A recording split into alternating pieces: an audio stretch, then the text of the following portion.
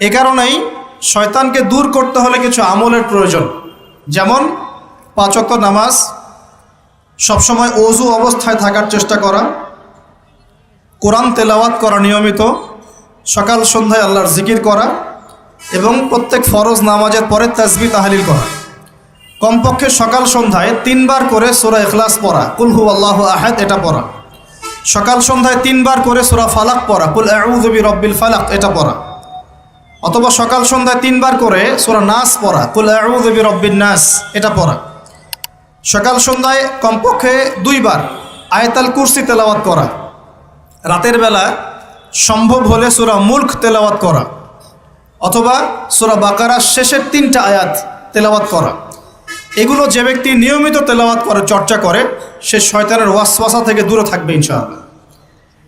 আর শয়তানের ওয়াসওয়াসা অনেকভাবে হতে পারে। মানসিক কোনো কোনো ক্ষেত্রে চোখের বদনজরও লাগতে পারে। চোখের বদনজর কিন্তু সত্য, যদিও বা বর্তমান বিজ্ঞান এগুলোকে স্বীকার করে না। আর বিজ্ঞান কোনো কিছুকে স্বীকার করলেই আমরা মানব, আর স্বীকার না করলে মানব না, এটা একটা কুফরি আকীদা। কি আকীদা? কুফরি আকীদা। বিজ্ঞান, যুক্তি, দর্শন এগুলো আল্লাহর বিধানের আওতাধীন। আল্লাহ পাকের বিধান এবং ওহী বিজ্ঞান, যুক্তি, দর্শনের আওতাধীন নয়। এই কনসেপ্টটা মুসলিমদেরকে আগে ক্লিয়ার করতে হবে। আল্লাহ রাব্বুল আলামিন তার ওহীর মধ্যে যে জ্ঞান নাজিল করেছেন এটা চূড়ান্ত। কোনো জ্ঞান যদি এর ভিতরে পড়ে যায় সেটা আমরা গ্রহণ করব, যেটা এর বাইরে চলে যাবে সেটাকে গ্রহণ করার প্রয়োজন নাই। দুর্ভাগ্যজনক হচ্ছে পশ্চিমারা সর্বপ্রথম নষ্ট করে দিয়েছে মুসলিম কমিউনিটিগুলোর পলিটিক্যাল সিস্টেম। দ্বিতীয়ত ধ্বংস করেছে মুসলিম জাতিগুলোর সামাজিক ব্যবস্থা। তৃতীয়ত ধ্বংস করেছে মুসলিমদের কালচার, সংস্কৃতি। চতুর্থ ধ্বংস করেছে মুসলিমদের অর্থনীতি। আর এখন ধ্বংস করতে চাচ্ছে মুসলিমদের শিক্ষানীতি। সর্বপ্রথম যে বিষটা দেওয়া হয়েছে পশ্চিমা সভ্যতা থেকে, সেটা হলো মুসলিমদের একটা কমিউনিটি ছিল ইউনাইটেড, এটাকে কেটে টুকরা টুকরা করে বিভক্ত করে ফেলা হয়েছে। এটা 1 নম্বর কাজ তারা করেছে। 2 নম্বর, পলিটিক্যাল সিস্টেমগুলোর মধ্যে বিষ ঢুকিয়ে দেওয়া হয়েছে। বিষ, এখানে ভাইয়ে ভাইয়ে মারামারি করবে। এখন ভাই ভাই, দুজনেই ভাই। আচ্ছা, 3 নম্বর করা হয়েছে কালচার। আমাদের যে কালচারগুলো আছে এই কালচারগুলোকে ধ্বংস করে দেওয়া হয়েছে। পশ্চিমা কালচারে সব কিছুই চলছে, আমাদের চেহারা স্রোত থেকে শুরু করে আকীদা, আদর্শ, সব কিছুই, পরিবার, সব কিছুই। পশ্চিমা কালচার ছাড়া আমরা চলতে পারছি না। একটা বিয়ে হবে, সেই বিয়েতেও গিয়ে দেখবেন প্রথমে গায়রে মাহরাম, মাহরামের কোনো বাস বিচার নাই। যে যাকে পাচ্ছে হলুদ মাখাচ্ছে, ডিজে পার্টি হচ্ছে, ধুমধারাক্কা গান হচ্ছে। বিয়ের শুরুটাই হচ্ছে পশ্চিমা কালচার দিয়ে। প্রত্যেকটা সেক্টরে অর্থনীতি, আল্লাহ পাক ব্যবসা হালাল দিয়েছেন, আল্লাহ পাক দিয়েছেন যাকাত ভিত্তিক অর্থনৈতিক সিস্টেম, সাদাকা, ওসর, সাদাকাতুল ফিতর ইত্যাদি। এগুলো সব বাদ। এখন চলছে সুদ। কি চলছে? সুদ আর প্রতারণা, ঘুষ আর দুর্নীতি। এখানেও পশ্চিমা কালচার। আরেকটা কি? শিক্ষা। এখন শিক্ষার মধ্যেও আস্তে আস্তে সব পশ্চিমা কালচার ঢুকে দেওয়ার চেষ্টা করছে। আর আমরা কি করছি আসলে? আমরা আপোষে মারামারি কাটাকাটি করছি, আপোষে গীবত, তহমত, সমালোচনায় ব্যস্ত আছি। কে কার ভুল ধরবো, কে কাকে আন্ডারস্টিমেট করব, কে কাকে অনলাইনে ধুয়ে রেখে দিব, এগুলোই আমাদের কাজ। তো আল্লাহ পাক আমাদেরকে বুঝ দান করুন, বোধ শক্তি দান করুন, যে আল্লাহ পাক যেন আমাদেরকে বোঝার তৌফিক দেন। কোরআন এবং সুন্নাহর মধ্যে যে জ্ঞানটা আছে এটাই চূড়ান্ত। এর বাইরে অনেক জ্ঞান থাকতে পারে, সেই জ্ঞান আমরা নিব না এমন নয়, সেই জ্ঞানও আমরা নিব, কিন্তু যখন সেটা কোরআন সুন্নাহর মানদণ্ডে টিকে যাবে তখন নিব। দেখা যায় কোরআন সুন্নাহর সাথে সাংঘর্ষিক, সেই জ্ঞানটা আমরা নিব না, সিম্পল। কারণ আমরা তো মুসলিম, অন্যদের পরকালীন কনসেপ্ট নাই, অন্যদের পরকালের হিসেব নিকাশের ভয় নাই, তাদের পরকালীন কোনো চেতনা নাই, কিন্তু আমাদের আছে না? আমাদেরকে মৃত্যুবরণ করতে হবে, কবরে সওয়াল জবাব দিতে হবে, আমাদের হাসর, মিজান, পুলসিরাত আমাদের সামনে অপেক্ষা করছে। আর আমরা চাই জান্নাতে যেতে। কোথায় যেতে?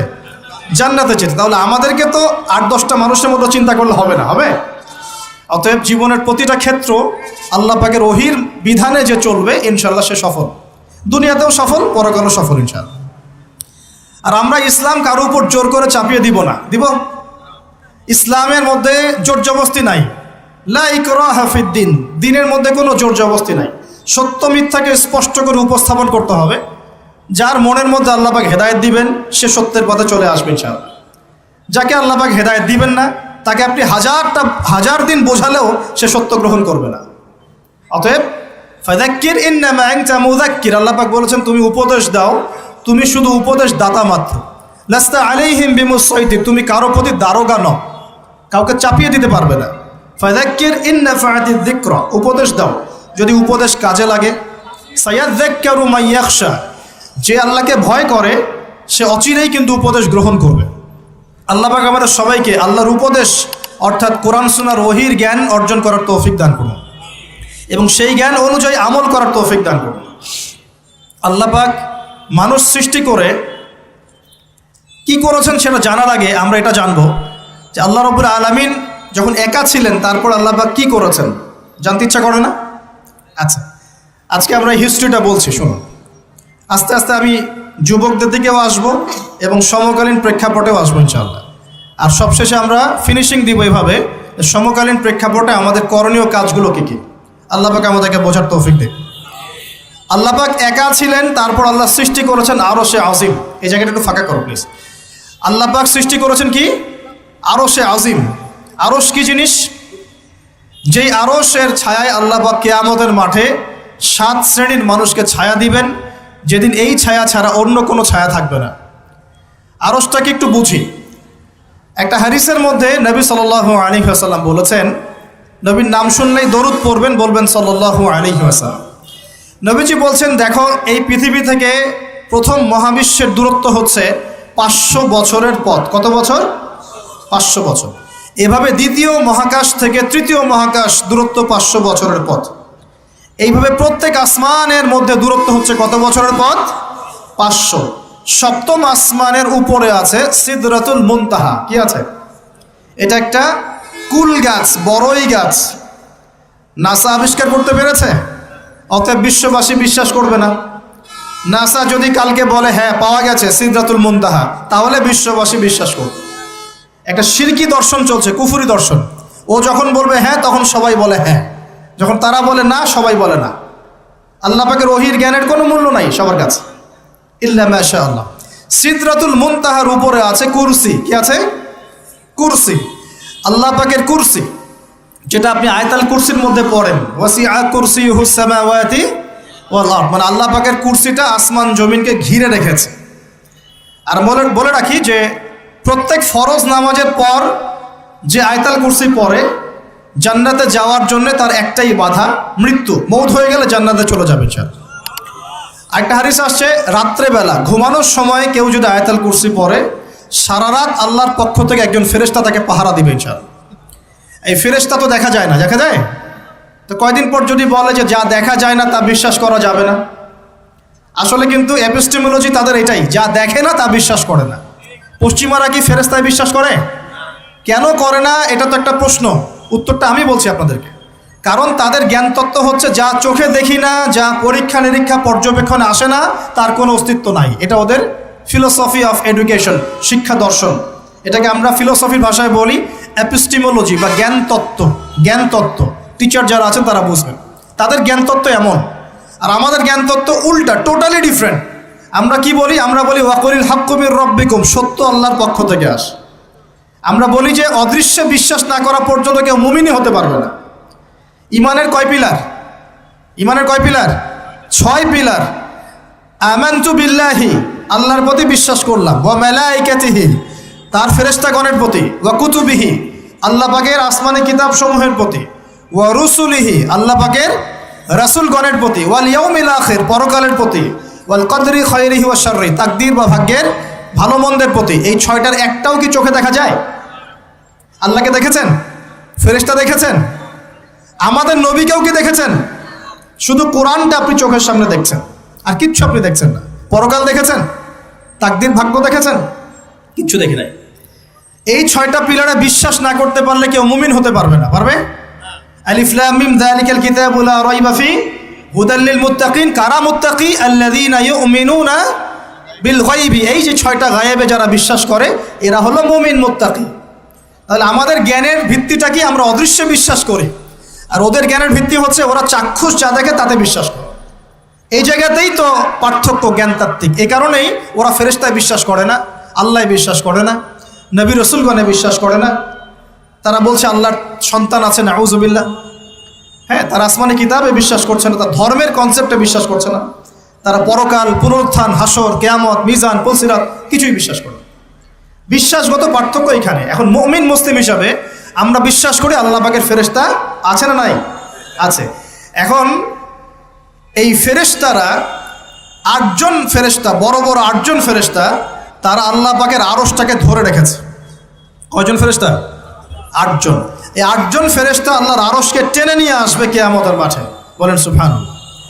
আল্লাহ পাকের এমনও ফেরেশতা আছেন যারা একটা ফুৎকার দিবে, জাস্ট একটা ফু, এক ফুৎকারে পুরো মহাবিশ্ব ধ্বংস হয়ে যাবে। এত শক্তিশালী ফেরেশতা আছে আল্লাহ পাকে। আমরা যখন মায়ের গর্ভে ছিলাম, এরকম একজন ফেরেশতাই আল্লাহর পক্ষ থেকে রূহ নিয়ে এসে মায়ের গর্ভে ফুঁকে দিয়েছে এবং আল্লাহর হুকুমে 4টা বিষয় লিখে দিয়েছে। আমরা প্রত্যেকে যখন মায়ের গর্ভে ছিলাম, বয়স ছিল 4 মাস 10 দিন। আমরা তো সব ভুলে গেছি এখন, এগুলো মাত্র 4 মাস 10 দিন। এখন শরীরে শক্তি আছে তো, এই জন্য শৈশব, বাল্যকাল সব ভুলে গেছে। আবার একদিন শরীরে শক্তি থাকবে না, তখন আবার আল্লাহ আল্লাহ করা শুরু করবে। 2 দিন ডায়রিয়া হলেই আল্লাহ আল্লাহ শুরু হয়ে যায়। যখন মানুষ সুস্থ থাকে আল্লাহর বিরুদ্ধাচারণ করে, আল্লাহ বলতে কেউ নাই। ঠিক আছে? তো ওই ফেরেশতা লিখে দিয়েছেন 4টা জিনিস আল্লাহর পক্ষ থেকে। 1, সেই ব্যক্তির হায়াত কতটুকু হবে। 2, দুনিয়াতে রিজিক পাবে, কি কি রিজিক পাবে। 3 নাম্বার, তার কাজগুলো কি কি হবে, দুনিয়ায় কি কি কাজ করবে সে। আর 4 নাম্বার, তার সৌভাগ্য, সে সৌভাগ্যবান হবে না দুর্ভাগ্যবান হবে, মানে জান্নাতি হবে না জাহান্নামী হবে। এটা লিখে দেওয়া হয়ে গেছে। এখন এরকম 8জন বড় বড় ফেরেশতা আল্লাহর আরশটাকে ধরে রেখেছেন। আর আমরা বলছি কুরসির কথা। এই কুরসি আসমান জমিনকে ঘিরে আছে। আর আয়াতুল কুরসি যে ব্যক্তি তেলাওয়াত করবে, ইনশাআল্লাহ তাআলা আল্লাহর পক্ষ থেকে একজন ফেরেশতা তাকে সারা রাত পাহারা দিবে ইনশাআল্লাহ। এই কুরসির উপরে কি আছে? এই কুরসির উপরে আছে মহাসাগর। কি আছে? অ্যামেজিং না? কখনো শুনেছেন? কুরসির উপরে আছে মহাসাগর। কানা আরশুহু আলাল মা। আল্লাহ পাক সূরা হুদের মধ্যে বলেছেন আল্লাহর আরশটা ছিল পানির উপরে। কিসের উপরে? এই মহাসাগরের গভীরতা নবীজি বলছেন এটা হচ্ছে 500 বছরের পথ। কত বছর? 500 বছর গভীর। আর আমরা যে সাগর দেখি, এই সাগরের নিচে কি আছে কে বলতে পারবে? এই সাগরের নিচে কি আছে? এই সাগরের নিচে আছে আগুন। কি আছে? আগুন। কিয়ামতের মাঠে এই বঙ্গোপসাগরে আগুন লেগে যাবে। মানুষ কি বিশ্বাস করতে পারে? এখন যে সাগরটা দেখছেন পানি ভর্তি মহাসাগর, এখানে আগুন লেগে যাবে। আগুন দিয়ে সাগর জ্বলতে থাকবে। কিয়ামত যদি কেউ চোখে দেখতে চায়, সে যেন সূরা তাকবীর পড়ে। কোন সূরা? সূরা তাকবীর। আমপারায় দেখবেন সূরা তাকবীর আছে। ইযা শামসু কুবিরাত ওয়া ইযা নুজুমু কাদারাত ওয়া ইযা জিবালু সুয়িরাত ওয়া ইযা ইশারু উতিলাত ওয়া ইযা উহুশু হুশিরাত ওয়া ইযা বিহারু ফুজ্জির। এই যে একটা বলছিলাম। তো প্রিয় ভাইয়েরা, সাগর নিয়ে 2টা কথা বলেই দেই। সেটা হলো আল্লাহ পাকের সমস্ত সৃষ্টি আল্লাহ পাকের তাসবিহ পাঠ করে। এমনকি এই সাগরও আল্লাহর তাসবিহ পাঠ করে। এবং প্রতিটা সৃষ্টি পরকালের সাক্ষী হয়ে থাকবে।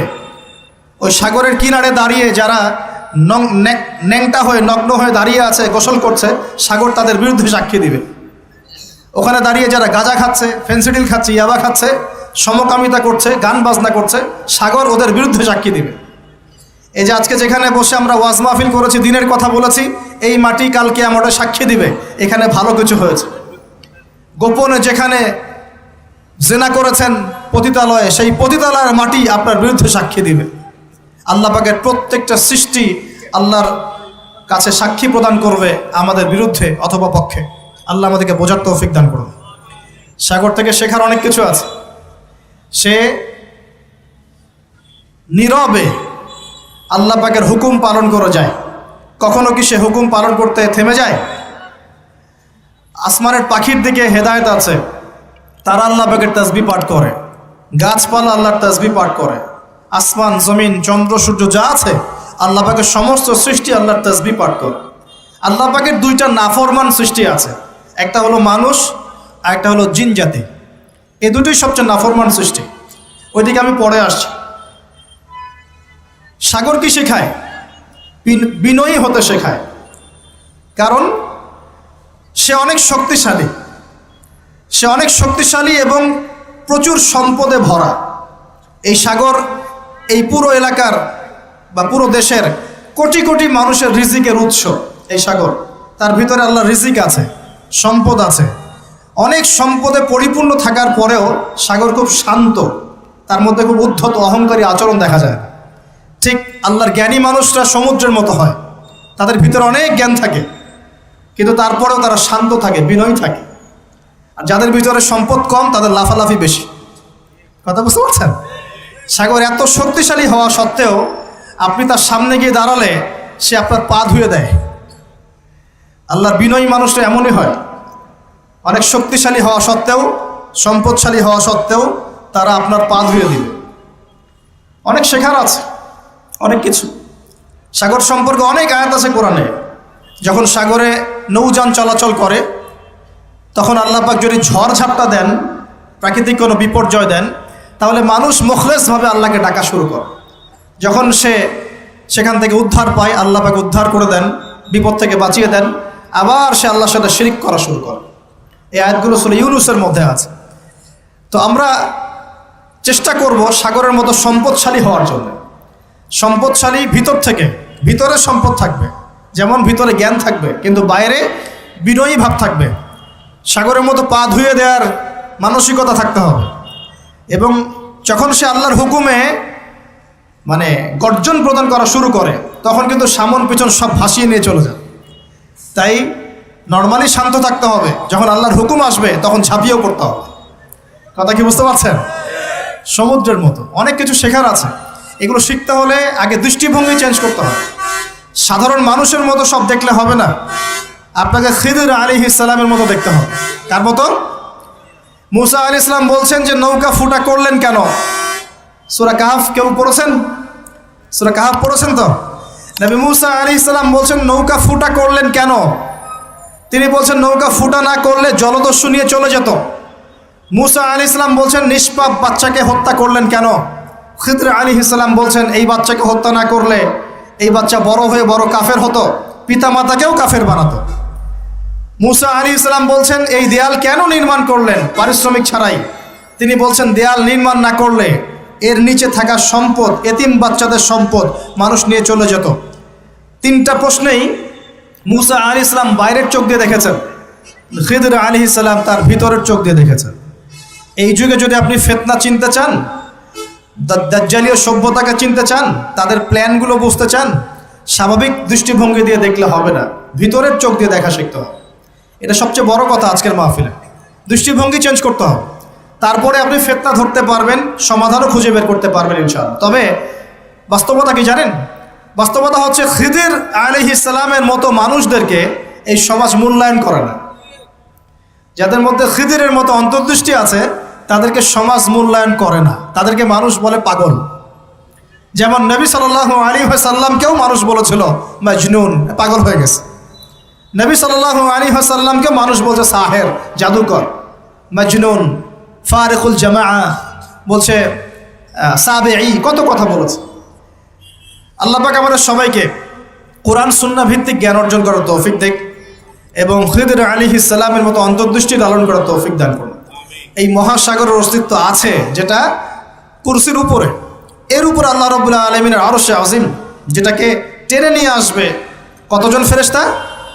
8 জন। আগে হাদিসটা শুনি। আল্লাহ পাক বলেছেন, দুঃখিত, নবী সাল্লাল্লাহু আলাইহি ওয়াসাল্লাম বলেছেন কিয়ামতের মাঠে আল্লাহ পাক 7 শ্রেণীর মানুষকে এই আরশের ছায়ায় ছায়া দিবেন। কত শ্রেণী? যুবক ভাইরা হাদিসটা খুব ভালো করে শোনেন, কারণ এখানে সবগুলো হওয়ার মতো সম্ভাবনা আপনার আছে। 7টা শ্রেণীর অন্তর্ভুক্ত হওয়ার সম্ভাবনাই যুবকদের আছে, সবার নাই। 1 নম্বর হচ্ছে ন্যায়পরায়ণ শাসক। সুযোগ আছে তো?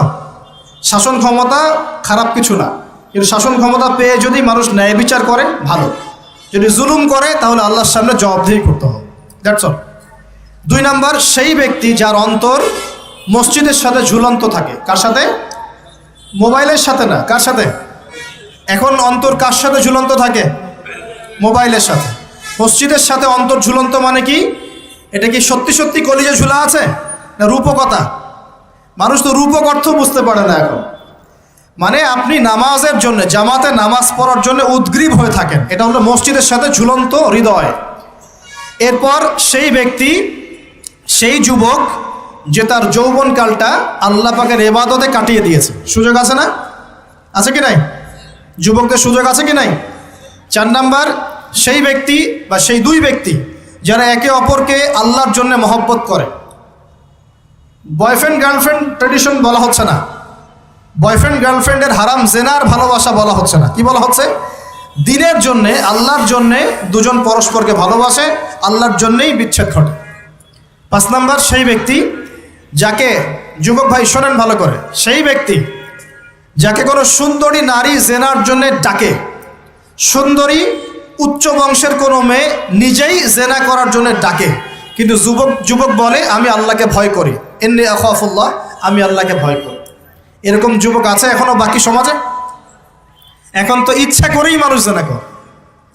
এখন তো জেনা এত সহজ, মানুষ 1000, 1500, 2000 টাকা দিয়ে জেনা করতে পারে। এই সমাজে জেনা সহজ, বিয়ে হয়েছে কঠিন। আল্লাহ রাব্বুল আলামিন একা ছিলেন, হুয়াল আউয়ালু ওয়াল আখিরু ওয়াজ যাহিরু ওয়াল বাতিনু ওয়া হুয়া বিকুল্লি শাইইন আলিম। আল্লাহ পাক সূরা হাদীদ এর 3 নম্বর আয়াতে বলেছেন, আল্লাহ পাকই প্রথম, আল্লাহই শেষ, আল্লাহ পাকই প্রকাশ্য, আল্লাহই গোপন, এবং তিনি প্রত্যেকটা বিষয় সম্পর্কে জ্ঞানী। এক সময় কিছুই ছিল না, শুধু আল্লাহ রাব্বুল আলামিন ছিলেন। আবার একটা সময় আসবে কিছুই থাকবে না, শুধু আল্লাহ পাক থাকবেন।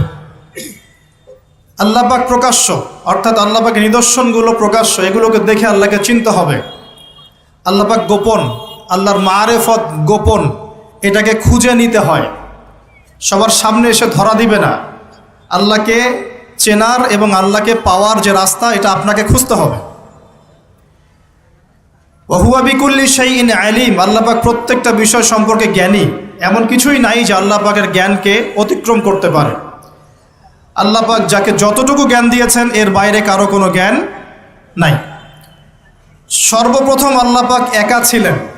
এখন যদি কারো মনে ওয়াসওয়াসা বা শয়তানি চলে আসে যে আল্লাহ পাক সবাইকে সৃষ্টি করেছেন, তাহলে আল্লাহকে কে সৃষ্টি করেছে, যেমনটা অনেকে এখন কথা বলে থাকে, তখন দায়িত্ব হচ্ছে বলতে হবে আমানতু বিল্লাহি ওয়া রুসুলিহি। কি বলতে হবে?